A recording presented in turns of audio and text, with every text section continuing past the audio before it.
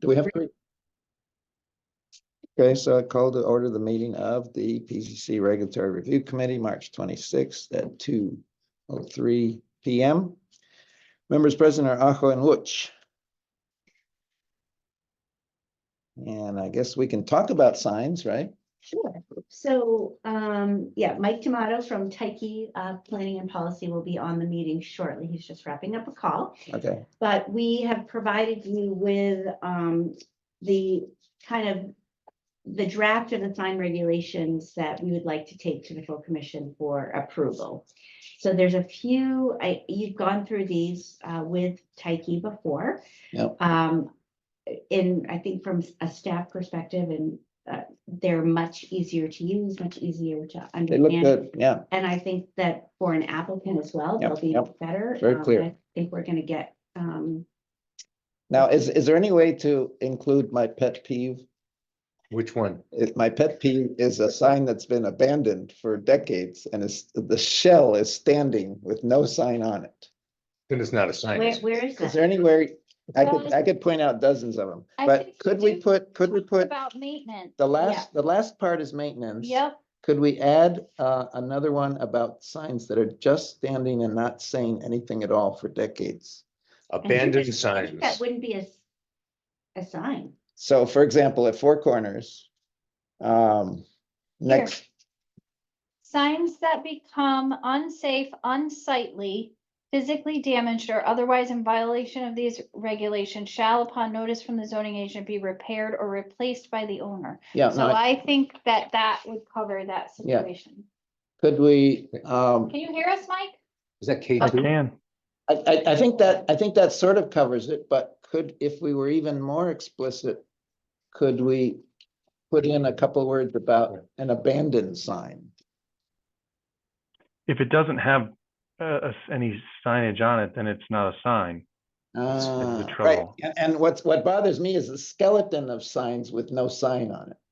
It's just a structure at that point. Yeah, so a sign is any object, device, display, structure, or part thereof, Structure? or form of public announcement situated outdoors, indoors but intended to be business outdoors, intended to aid directly or indirectly in the sale of goods or services. One of the things I've not done it, but it just occurred to me. I mean, the whole point of leaving it there is that they don't really understand the regs, and they think, well, we'll leave it there because we want to put it up at some point. And they don't know if the location works. They don't know if the size that they had is the size they would get. So the only thing that you could do is you could potentially come up with some process where they could memorialize the location and the size and basically say, if you agree to take down the remnants, and we'll agree to allow you to put the same sign up at a future date, we'll allow you to protect your nonconformity on paper rather than doing it by having something sitting up, in the front yard. Because the reason they don't take it down is that they might never be able to put it back up again. Exactly. Okay, I got it. But if you came up with some way to memorialize what it was, how big it was, where it was located, then there'd be no reason for them to need to keep it up. Okay. Could you put a couple of words like that into the next draft for us? Yeah, I think we can think of something. So at Four Corners, for example, if you're going east on 44 from Four Corners, so you go by Dick's, and then there's the place where the pizza thing didn't happen. And then the next building used to be some kind of business, but there's Blue House. It's a blue house. Blue House. Yeah. There's a sign there that's been a structure that's been there for 20 years empty. So Mike, if they just gave us quick statement that said we're not abandoning this non-conforming use, right? Then we're good. So that's just an enforcement thing. I don't know that it doesn't belong in the regs. It just really is how we're deciding to enforce them, right? Or the process by which. I mean, I don't think there's anything. I don't think there's anything wrong with sort of codifying that the process exists in the regulations, but it's not needed. Just basically saying that that staff can work with the property owner to preserve the nonconformity. we wanted to, I guess you could include it in that, the section that with sign maintenance, Yeah. you know, but it's not, yeah, there's no language necessary. But the owner might say, no, I'm not trying to preserve my rights. I just don't feel like taking it down. Well, Yeah. then that's where that section, I guess, would come in, but if it's just a Yeah. Because couple we're of trying to posts, guess why it's standing there, and sometimes it's standing there because no one cares. And then let's add it. okay, Anyway, I thought it was, the rest of it was very well done.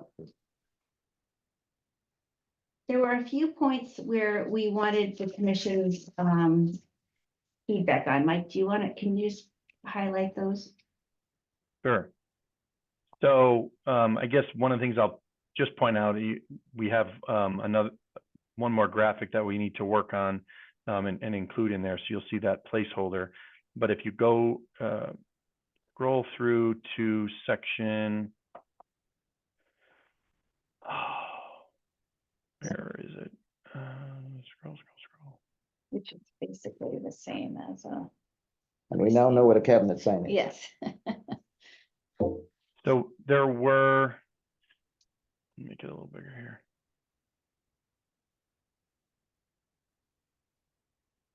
Under illumination, so there's a couple of points within the signage tables for predominantly detached signs that we basically have under illumination as approved by the commission for many of them, but we'd like to have some feedback on some of that, if we can include guidance about internal or indirect, or do we want to just keep it all under discretion of the commission?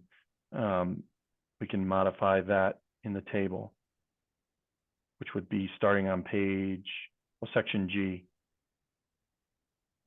Yeah, so a detached sign, so non-residential districts, a detached sign. For the first freestanding sign, Jennifer and I thought you could have it either internally lit or indirectly lit, right? But then they would potentially get another sign if they had frontage on 2 streets. And they would have to come to you for that second sign. And what do you think about lighting that second sign? Now, this is non-residential districts, so this is business districts, Wouldn't they just light it the same way as the first one? I would think. Yeah. Yeah, I mean. That'd be important, I think, is I to would be- think, Yeah, because like. we would want it to be cohesive, Right. right? Right, and like consistent. we're thinking like Eastbrook Mall, right? Yeah. They get the one on 195 and then the one on Conantville. Right, Yeah, it should be similar, consistent with each other. okay, so we're gonna change that to internal or direct, but they still have to come to the commission to approve that second sign, yes.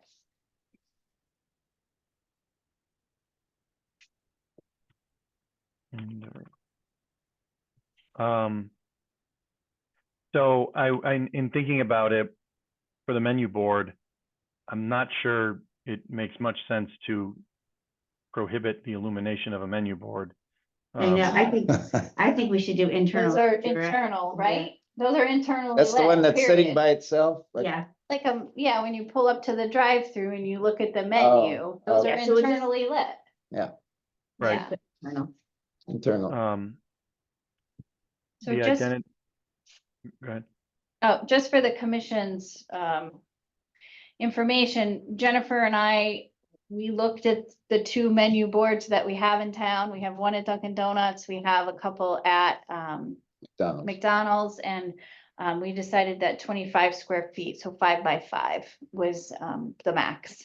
Yeah. That we wanted to go with those, and both of those are under that, so Sounds right. Yeah. Yep. So we'd be going a little a over. little over, but not. Yeah, much. they're about, yeah.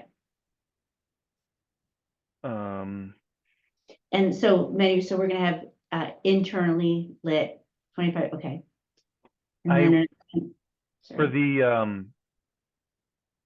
the identity sign and the integrated development sign, The idea is, you could think of it like, especially for integrated development, it says it there, like a professional park or an identity sign is like naming a cohesive development, right? So whatever, Mansfield Commons or something like that. I'm not sure that if any illumination is necessary, they need anything beyond external. The idea here really is not to provide the sole point of advertising as it is to put create some distinction on the property. If you've got multiple, like a multiple building development, multiple businesses, and they're developed under some, theme or common project or whatever, I'm not sure that that's not the sole point of advertising for those businesses, particularly if you had a business park or something. I don't know that there's any illumination. I don't know that illumination is as crucial, I guess. I think we should say none then. Yeah, I think, again, this is not the sole point of advertising. It's more about creating that cohesion between the development. So I'm not sure that, yeah, I agree. I think illumination isn't necessary. Yeah, this makes it so much better, because like, if we go to the commission, right? What criteria are you gonna use? It's gonna be, Yeah. we don't want it to be Yeah, that's fine. No, random no or illumination. arbitrary, right? No. So. And this makes it easier for the developer, it makes it easier for staff. And then I think for the unified development,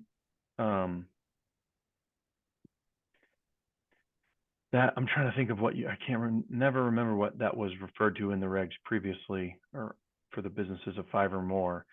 But this is like the multi-tenant freestanding sign. So that I think you would want to That one's allow for the fine. illumination. Yeah. And do we want in the internal and external? Or do we just want one or the other? Internal or, right? Yeah, One or the other. Is there a direction that sort of recent or previous approvals have taken that we can just match? well, I think. It would be, are you saying, Paul, that the illumination would be internal or indirect? It would be the same as the free sign, instead of, like, you don't care if it's internal or indirect, you just want to allow lighting of some type? Is that what you're saying? That's what I'm saying. Yeah, so I think that we would just say internal or indirect. Does that make sense? And what's the difference between indirect and direct? We don't allow Yeah, we call it indirect, but in my mind, it is direct. yeah, Because It's got it a floodlight shining on the, No, it shines down. Oh, okay. The light is mounted on the top and shines down. Okay, yeah. Well, it's, from our point of view, it's indirect because it's lighting something which we then see, right? That's Yes, how the it's direct- indirect. indirect illumination of a sign with an artificial light source that is external to the sign. Okay, Direct illumination of a sign that emits any artificial light from a source of light within the interior of such sign. A channel letter sign or an internally illuminated sign are examples of direct illumination. So then I think we can flip that in any place that we have internal, we can swap to say direct. Yes. Yeah, I think so. Yeah. Okay, I'm glad we caught that, because that would have been confusing.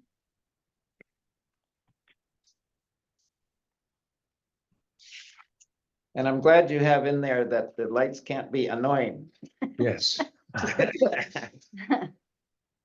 Yeah, which is obviously very That's easy to define. That's subjective. Yeah. So how do we know if it's annoying? Like that vape shop at Four Corners was annoying. I don't know, I haven't been by there lately. They're out of business. They're out of business. Yep, They went out of business in Four I Corners? believe they did. The one in They the had Red lights. Rock Plaza? Yeah. they had Yeah. Lights shining directly Oh, in at, Red Rock Plaza. not Yeah. the sign, they were directed at you. Yeah. Oh. We couldn't read the sign because of the Good. lights. So is there something in there that does not allow that to be built in the first place, rather than that it's annoying? Well, the complaint I always got about that vape shop was the blinking of the Yes. sign and then the scrolling of the sign, Yeah. and that is not allowed. So I would go over there and tell them to shut it off, and I'd leave and they'd turn it back on, right? It Right. was one of those things, But but, we have to try to do it from when they're building it rather than right. after. But if they're not telling us, They put these in afterwards, yeah. It's like the ads on the windows of the liquor stores. oh. Yeah. But just to be clear, you can't shine a light directly, a direct light, not illuminating the sign outward from your store, right? We're not gonna allow that? Well, I mean, Not a sign, is that a sign? just Can't light your parking lighting, lot. just like a spotlight or something just shining out into space, or like. what Yeah, do you- well, and that vape shot had lights that would be aimed at the height of you in your car and through your car window. I So, don't know off the top of my head, but there may be some sort of high level language within your lighting regs that basically require lighting to be reviewed, and you could, okay, maybe have to address it from there. I'd have to look, but Right. external site lighting and stuff are typically things that need to be reviewed as part of a site plan.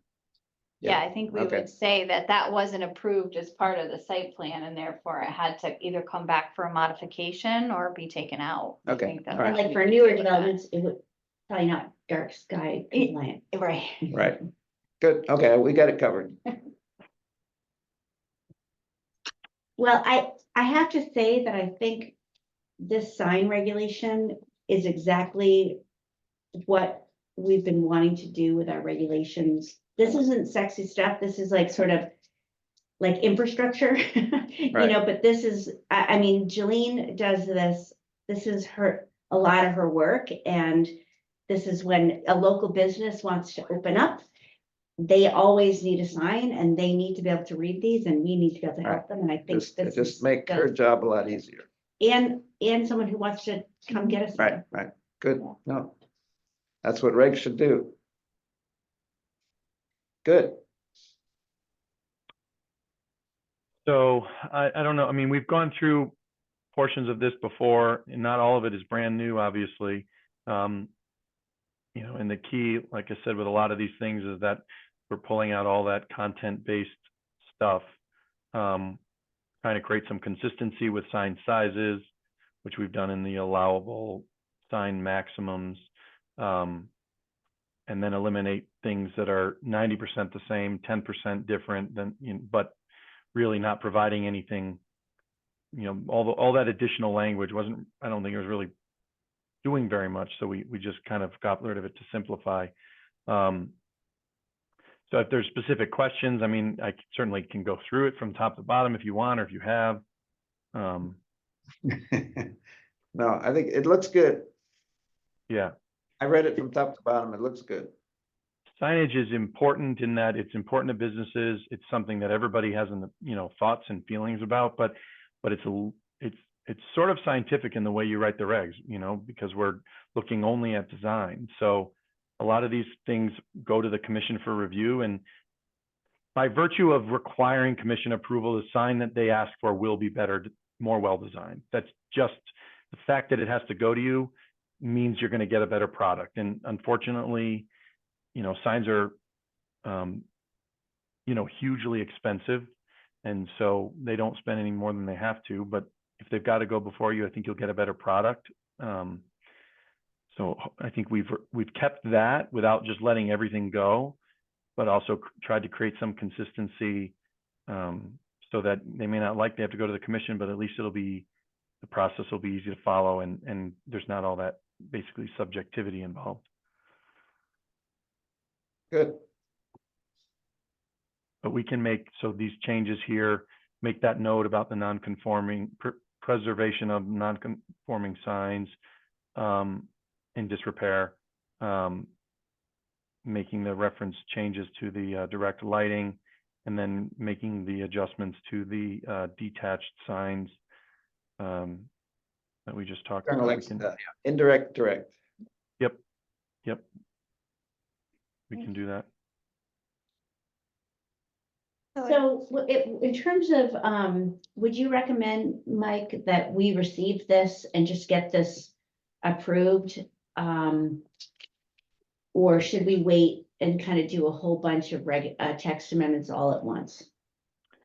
I mean, if you don't have a lot on your agenda, I think I don't see there being a downside to moving this forward. Yeah, let's just get it done. Yeah, it reduces the number of things we need to get done. Okay, And it leaves space within the rest of the project so that if you get it approved and then something comes up, we have some time to, we can look at it again or make changes. The longer we have to get comments, people may show up for something else, but may have feedback on that. So I think just get it out there. You don't have to schedule the hearing as soon as possible, so you can receive it and get it out in the, out into the public and say, okay, we're going to schedule the public hearing for, instead of just going the 30 days, schedule it for 45 or schedule it for 60. You don't have to run it on the minimum timeframes, but I think I'm with you. If we can get it done, check the box. Yep. Well, and maybe if we do that, we would find time to do one or two other tweaks. Yeah. In that 60-day period, Yep. to stick in there. Yeah, right. If we can meet the notice requirements, maybe we could, dare I say, do even more. roosters. Yeah. Yeah. We don't want to be overworked. Yeah. Okay. That's great. Yeah. So as far as timing, Jillian, if you're going to get this received, when would you want the updated version for? When would it be received? Well, for the I don't think it's critical that we receive it this Monday. I think we'll receive it in the middle of April. I mean, I think I don't see any reason why we couldn't get this done for you if we would need to have it basically by the end of the week. Yeah. Yes, Okay. by Thursday morning, I would say, mid-morning, for us to get it in the packet and put it on the agenda. But I like your idea of scheduling the public hearing out a couple of months. Because we might be able to fit something else. And I in. think the public would appreciate a extended time period to comment. So. Yeah, I don't know how you guys do it on the agendas and what you got, what they're kind of, where it would be carried. I think if it's a receipt, I would suggest we put it on the consent agenda. It's just a receipt and a scheduled public hearing. Yep. Yeah, I mean, like a lot of towns will have something like an application's carried forward. So it'll show up on your meeting for Monday and it'll sit on your agenda for the next 3 meetings. So even because people review the agenda. So if you receive it on Monday and then you schedule it for 6 weeks out, it'll drop off the agenda. No, I think we would leave it on and we would say, it would be new business, right? Public hearing, and it would just say public hearing scheduled for X date. Yeah, I think that's good because then as people can review the agenda, they're going to have multiple opportunities to see that it's in the hopper. Yep. That's great. Okay, good. So how are we doing on the planned housing design district? We're doing good. We have some updates and some tweaks that we've made, but there's a couple of things that we're doing, a couple of sections and pieces of language that are in your existing regs that we want to sort of verify whether they can remain, I guess, and how to incorporate them. But the other thing that we want to do when we present the revision or an update is to have an approach put together for how to handle the less than 6 unit developments. The consensus from the presentation to the P&Z in my thumbnail version was they liked the direction of the reg, understood the approach, understood the development district and the benefits associated, but we probably need to get some consensus of how to deal with the under 6 sized developments before we're going to get a real strong impression on whether or not this kind of works for the other side of it.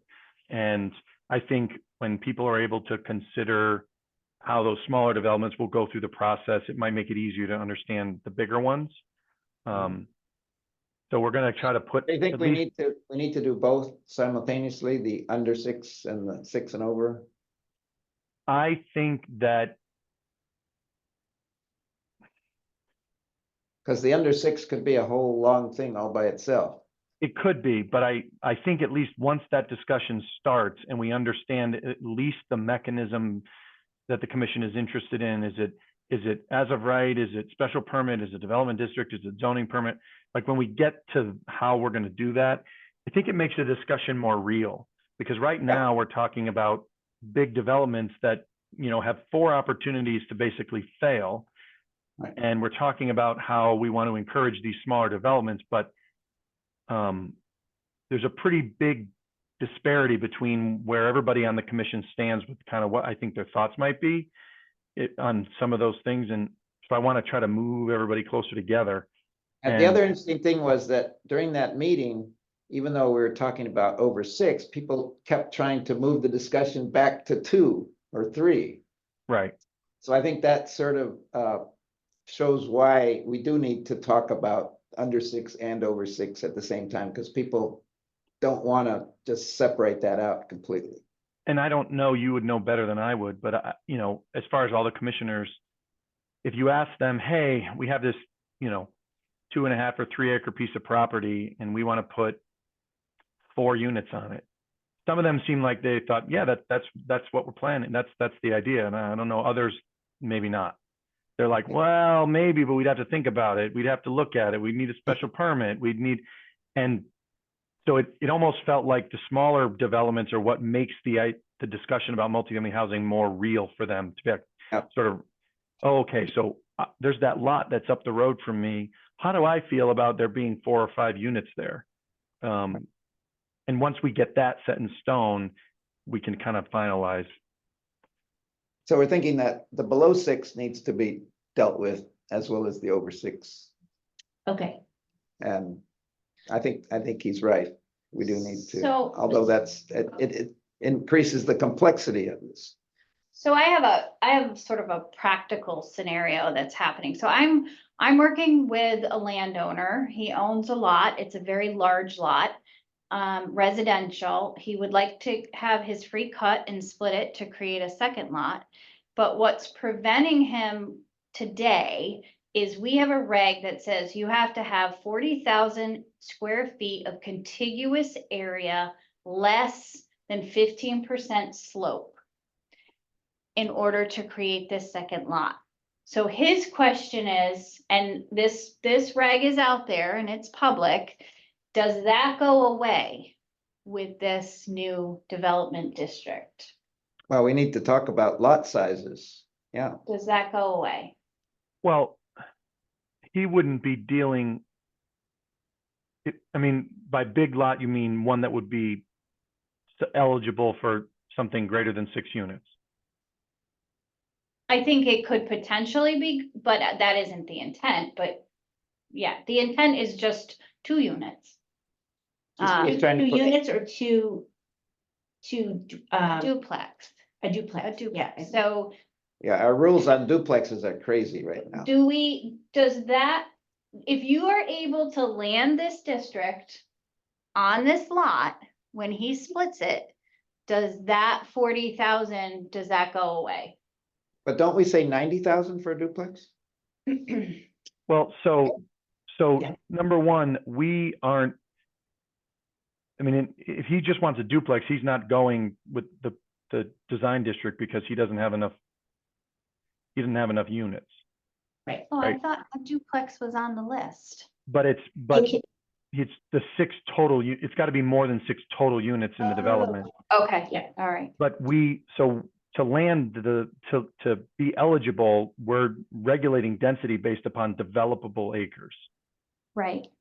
So part of your question is he couldn't do it because he's only asking for 2 units. But the other part of it is this regulation specifically, if he was looking for 8 units, wouldn't require that doesn't have that 40,000 contiguous not. requirement, but he would still need to show the developable acreage to determine the density. Does that make sense? Yep. Right, whatever density we decide that it would be, yeah.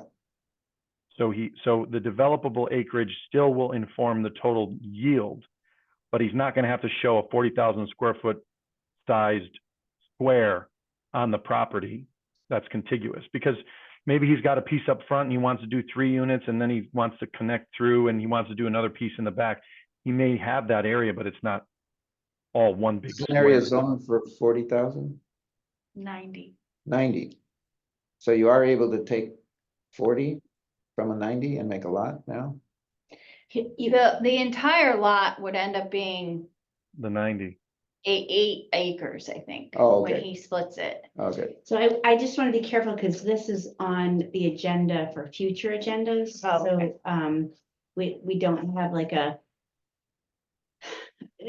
you know, we're not supposed to be making any decisions about this. And I know there's members of the public that want to be part of this discussion, but it does beg the question of like, there are these kind of like, or not beg the question, I feel like there's a need to kind of really discuss this in a smaller group to kind of, I don't want to over talk it or Right. overthink it, but there's a lot of moving parts here, I think. And I know, right, that's why the under 6 is a whole separate ball of wax, right? yeah, And we're So- trying to simplify We're this. trying to simplify this. But we don't feel that we can do the over 6 without doing the under 6. I'm afraid that, well, this will drag on for 3 years if we're trying to do everything all at once. No, I'm gonna turn into a pumpkin come August. So Okay. that'll be it. But no, I think, it's hard to really know if everybody's moving in the right direction until you start thinking about these in the context of actual parcels. Mhm. But the hard part is you don't want to think about them in the context of actual parcels to make a decision about a reg overall, because you're using one person's project to decide yay or nay. So, It has to be a theoretical project. or one that, or a parcel that wouldn't even never be used for something like this, or has already been approved. So there's no real conflict about talking about something that may be in front of you. But maybe we could apply this to, say, the golf course property, right? Something that's already been It's decided. already been developed. Yeah. And how would this work? Or, the other parcel would be, the standard. Or toast. Something that's already been decided. Yeah. Those ones, that's interesting because I feel like the golf course, that's RER 90. Toast is PB3. So what we're saying is that there will be no we are not going to allow multifamily in any zone unless they come in for under this PHDD, right? unless they're building 6 units. Right, so if they have yeah, that's hard. I think it has to be something that's already been approved. Because then we're designing someone's project for them. Oh, but it could be totally fictitious piece of land, just, Pick a Yukon property. just no particular property. It could be even a different town. Yeah. I mean, it could be a 10-acre parcel with, Yeah. on a corner lot, one fronting on a collector road, one fronting on an Right. arterial road. 40% wetlands in the middle of the property, Right, some steep Acceptable. slopes, water and sewer, and then you have to look at one without water and sewer. right. And one with sewer and without water. Or with water. and Do those without sewer. exist? Yeah, With Sec- water exists. because that can change density too. There with it. Yeah, if you get, I don't think there's any sewer If parcel. you get one or without the water. other. I mean, I think that there, If you're in the So water, for example, on Eastwood Road where I live, Yeah. for decades that had water and no sewer. Is she- And, those are pretty. Now you small have both? lots. Now we have both. Yeah, all along the pipeline, Mhm. there's the water pipeline overlay zone. We have actually specific regulations for that. So then it's the density. The density is not supposed to go over what was slated in the 2006 Plan Development Area Map. And that's per the permit that we got from Connecticut Water. So I think that one of the things, right now, we're all operating under the assumption that this development district is going to apply to 6 units or more. But if in the discussion of these smaller residential developments, we don't have consensus from the commission on how to proceed, there's not a huge benefit to saying, well, if you want to build 4 units, you need a special permit. But if you want to build 6, you're going to go through this process, because it's still risk, it's still public hearing. So, if the commission as a whole still wants to have that special permit level of control over those other units, then we need to talk about it. Does it need to be 6, or does it need to be anything above a duplex? You don't want to have, well, duplex is this, 3 and 4 units is special permit, or 3 to 5 units, and then 6+ is through this development district. We might as well send everything through this development district if that's where the commission's consensus lands. So we don't want to end up with, a parallel amount of regulation in some It other could part even of the be, zoning. could even be duplexes, I guess. Right. So that's why I Everything think, but a single family house. yeah, you hope not. You hope that some of these smaller developments that really can be put, and be sort of infill-ish, won't need to go through all this, because the purpose Right. of this is to Right, regulate the design, blah, blah, blah. But it wasn't immediately clear to me during our first discussion that everybody on the commission is on board that under 6 units should be easier than above 6 units. So that's what I was telling Michael when you were out that when they had the whole commission together, they tried to steer the conversation back to duplexes. Multiple times. So I think people do want to talk about everything from a single family up. Yeah. And our current regulations on duplexes are just punishing, right? We don't want them. Well, right, and I think because I think it's all about the design, and we want high quality. We want a design that is a multi-generational design, like a design that is attractive for multi-generations, right? Where it's gonna be well maintained, where there's gonna be, you're not gonna be looking at parking, trash is gonna be screened.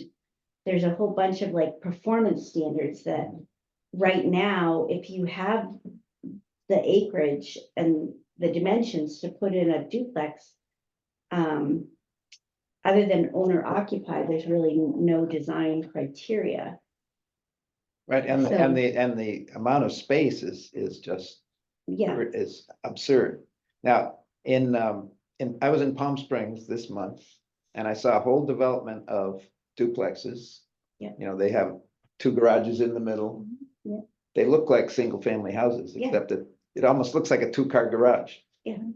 And you would not know that was. Freedom Green kind of has that look. Yeah, and they were, 1/4-acre lots. You don't need 90,000 No, square feet. 120 for a duplex. 120, that's crazy. Now that's because someone decided we don't like duplexes, they're ugly. yeah, it's So we do need to address How do that you at some get- point. that multi-generational component where you're having them not being overly burdensome, but getting a product that, But it doesn't have to be multi-generation. I mean, a duplex can have 2 owners, right? no, I'm saying that attractive to a variety of age Yeah. groups. From not, you don't have to live there as multi-generational, right. but attractive. Oh, you to mean multi- attractive to everyone? Okay. Yeah. Not just student housing.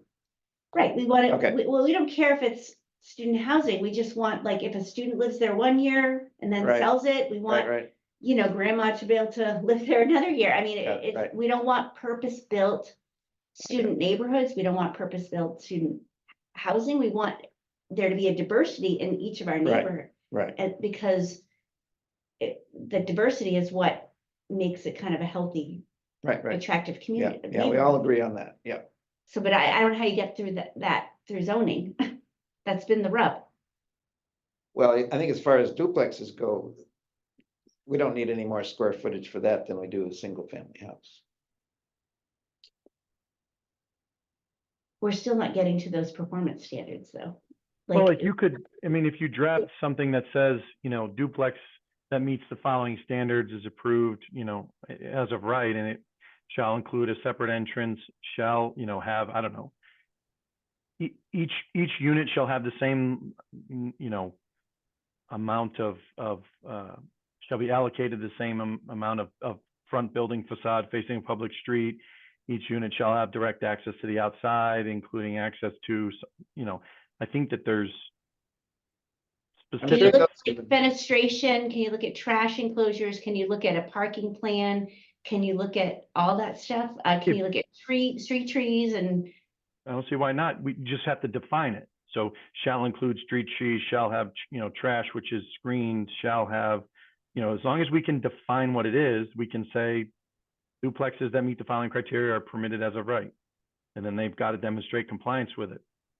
That, you know, the idea between the special permit and the site plan is that the operation of the special permit use needs to be controlled, and there's conditions the commission may need to put on it to make sure that the operation of the use doesn't conflict with adjacent properties, blah, blah, blah.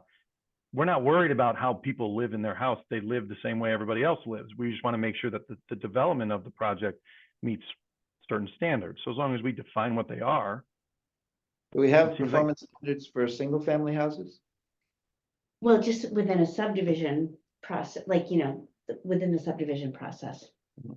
But like if someone comes in and they have a lot, We have, you know, we have the low impact development, we have the stormwater stuff. but no parking, no fenestration, no materials, they don't have to comply with architectural or design guidelines. Maybe they should, Well, if the duplexes have to. I mean, yeah. I mean. But, That's an income property. There's a difference between a single family, someone that buys a lot and wants to build a retirement home for themselves. That should be easy without a lot of restrictions. But if you're building a duplex, the intent is to rent half of it, and I think that's different. Well, and we, or you might sell to two different. Or if they're condos, yeah, you Yeah. might sell it, or make if it was an ADU, that'd be nice on the other half. and are we gonna have owner occupancy as a requirement? that's, We do now, that's, don't we? Yeah. that's That's the rub, the Yeah. rub. because right now you can have a duplex, Mhm. essentially, you have an ADU. I mean, you can have 1,000-foot square ADU, right, basically, As long as you live there. right? So in essence, what's the difference between that and a duplex? Well, there's a significant difference in the building code. Yeah. A duplex has to be completely separate, and fire separation, separate utilities, et cetera. An accessory dwelling unit does not. And a Okay, duplex is equal size, correct? They're equal to each other? I don't know that that's required, but Typically they are. you could easily convert a single family home that was laid out correctly to a small single family home with an accessory dwelling unit. You could not do it as a two family because you'd need a firewall between the whole unit and separate all the utilities onto two different services. And I believe the health requirements are different too, because a two family assumes no familial relationship between occupants, whereas an accessory dwelling unit makes some of those assumptions. So I think there's some flexibility there. I don't know that you could connect the two family to a single well and septic. So that's another thing that I think they would need to be pumping to their own. Devil's in the details. Correct. Yeah, Well, couldn't a duplex share sewage?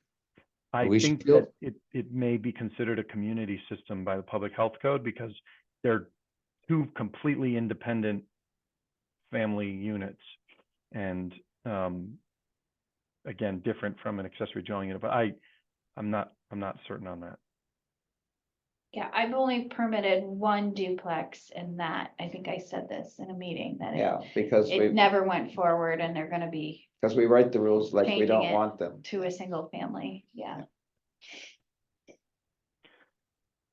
Our predecessors did not like that at all. Well, to Mike's point, this is really the building code. I mean, well, I mean, the dimensional requirements are planning and zoning, but the building and health code are in Mansfield make it challenging as well. To do a duplex. Yeah, per Mike, what Mike just said. Yeah. You know, in terms of like the Right. fire, it's much more expensive. Right. To make it a duplex. And bar is higher, Yeah, And that's an obstacle to middle housing, right? right. yeah, And we're trying to remove those. right, so, but that's a building and health code issue. That we can't do anything. And they, Can't yeah, do anything with it. no, we can go to our legislators or whatever, Well, we- adopt the inner. Yeah. We national- can change the 120,000 square feet. Yes. We can, we just have to make sure that, yeah, and then, And 75 feet from the road. Yeah, We require 75 feet from the road. yeah. I mean, that's just designed so that none will be built. so you have to think about the consequences. I'm thinking of one particular road. Uh. And why would they not tear all those houses down and put duplexes? So on that particular road, we're gonna wanna make sure that they're particularly well, in any road. If they're closer to the road, there's much more visual impact. Right. You know, we don't care if they're, you know, they're close to a road, a sidewalk, but you just wanna make sure that there could be a greater impact. So how are we gonna lessen that? Well, the performance design standard. The architectural design standards, Yeah. because basically what you're doing is you're upzoning, you're giving these people a lot, Mhm. Right. but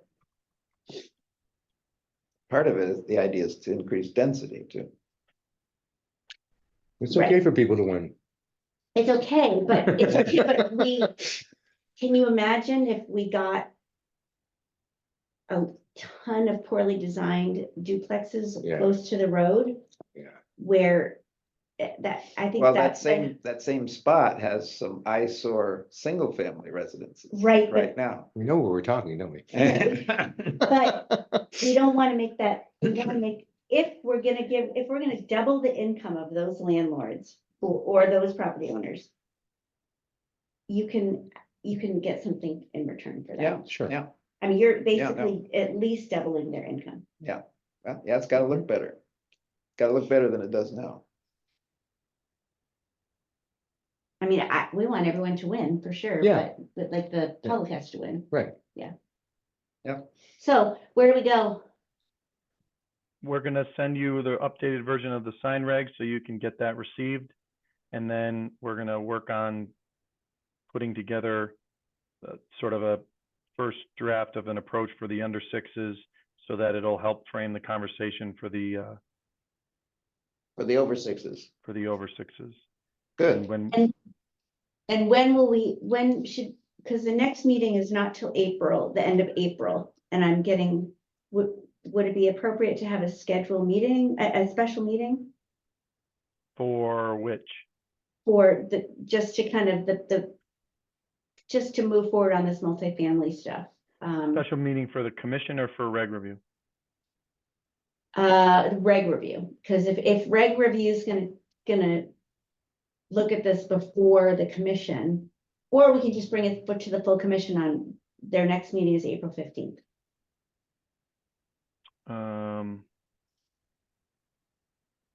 It's up Why don't we look at it to first at reg review? Well, reg Then- review wouldn't be till April. Oh, then 20th we'd be something. pushing it off till May. Yeah. Right. Yeah. 23rd. Yeah, the 23rd. I guess we could bring it to the full commission on the 15th and then continue discussion in reg review, Or that you could do regulatory review on the 8th. 8th of April. And then bring it to the full commission on the 15th. We could have a special meeting. But that's up to Mike and his, 8th is the eclipse. I'm not here. I'm sorry, the 9th. 9th, I'm driving back. Can I get here from the Adirondacks? So, How about the 10th? Is that a Wednesday? 10th of Wednesday? Yep. 10th is a Wednesday. So reg review on the 10th? I actually won't be here on the 10th, but 11th. 11th. I'm out for the rest of that week, but. Okay. I tried. Could we do the 9th, later? Yeah. Well, yeah, I'm only 3 hours away. Yeah, I can be here too on the Why 9th. don't we say like 3:30? Could you do the 9th, Mike, at like 3:30? I could do a 3 if I would have to be done at the latest for 4. Okay, so in that meeting, we're just gonna kind of go through some of the changes for the PhDD. And then look at the under 6, and then we're gonna, hopefully this committee will like it, and then we'd go to the full commission for a discussion. And see what else we need to do, but hoping that we could get at least a working draft out to the committees, and then we get a public hearing draft going in early May or like mid-May, and then, So this would go to the full commission on the 15th? yeah.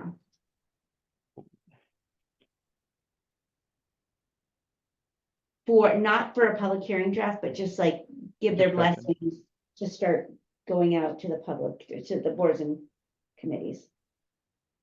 Okay. All right. Very good. Thank you. All Thank righty, you. no worries. We'll Thank get you. this stuff over to you. And we are adjourned at 2:55.